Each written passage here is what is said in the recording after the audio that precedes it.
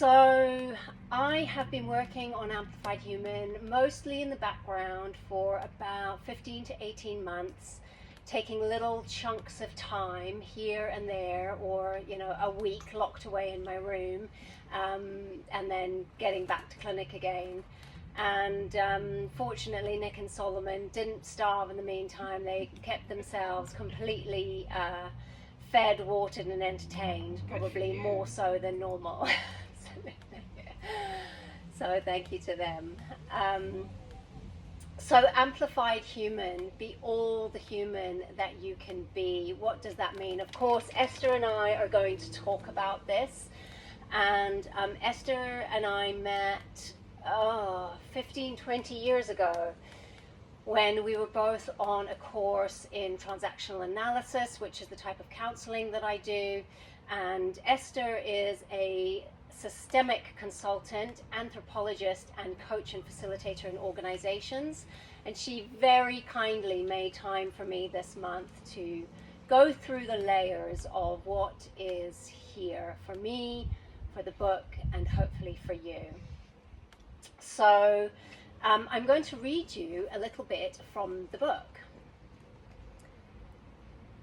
Chapter 11. Beyond Survival, the Amplifying Actionables Deeper. Adaptation is about responding to our current environment and circumstances in a way that enhances our life force and vitality, or ongoing physis. Physis is a Greek word referring to nature as a source of growth or change. It's more than survival. It should always take us beyond survival. Remember, energy can never be destroyed. It can only change form. So if something is stressful and the stress is ongoing, we must do something to change, to break the cycle, and to maintain physis. The science tells us that we can do this by eating well, sleeping well, exercising 3 times a week, understanding emotion as a function of the risks and rewards of the task in front of us, realizing that discomfort is part of learning, giving appropriate meaning to the backdrop of our past experiences, having the will to make decisions and effort for the task or challenge in front of us. Okay, I gotcha, tick. But apart from all this, there must be ways to integrate our body and mind with our heart. Lisa Feldman Barrett poses that emotion is all information from which the brain can make a decision. Sensations are evidence of discomfort towards learning in the brain. I really hated this when I first heard it. But of course, she's right. The brain receives information, it makes decisions, and it's bloody good at its job. I think that this is the truest picture we have at this time of how the brain has the capacity to handle emotion, and how doing so well benefits us as metabolically high-functioning, capable human beings. And I don't think that's the whole story. The heart doesn't need the brain to speak to it as much as it needs the brain to make metabolically sound decisions based on what it has to say. It's up to us to learn to honor what the heart has to say, to develop emotional intelligence, and to talk to the brain with both sensibility and tenacity.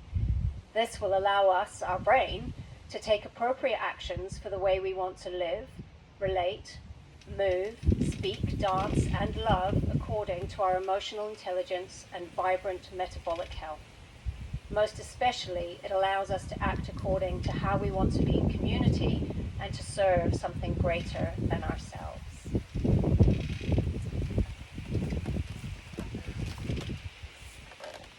So I'm going to pass over to Esther now. She has some questions, and then we'll do a Q&A as well.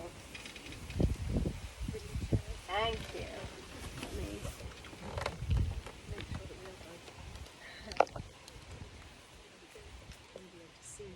Thank you. A little bit, and I'll just hit play on.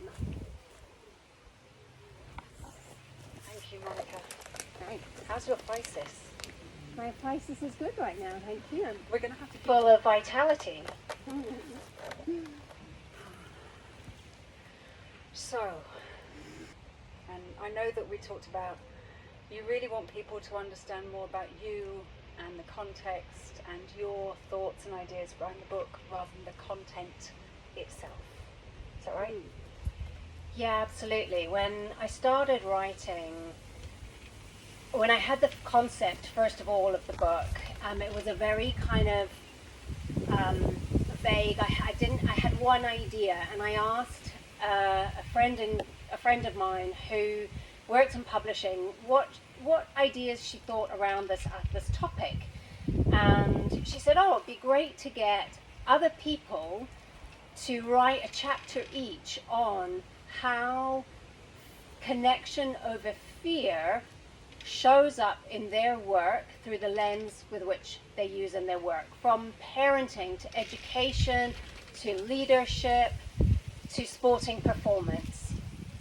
And I thought that was a great idea. And then shortly after that, there was a real explosion of research around how we can be resilient and how we can relate better.